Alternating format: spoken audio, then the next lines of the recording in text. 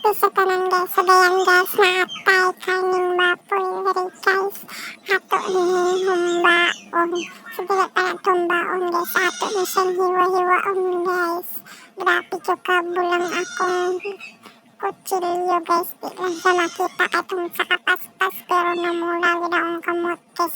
Mas nindot gid ang tato guys ng kanang napuaan siya or pagbukalan siya unay siya hiwaon kay mas kanang dili mahabol at ng kutsilyo dali ra siya hiwaon ba. Paluan ni nga wala kuan gid labas gid nga karni then hiwaon pagkagay agit sa panit hiwaon guys. Pagpagkagabas gid sa panit.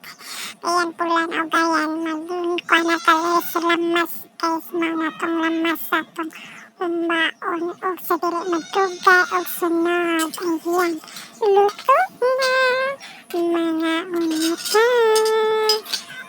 Nafag.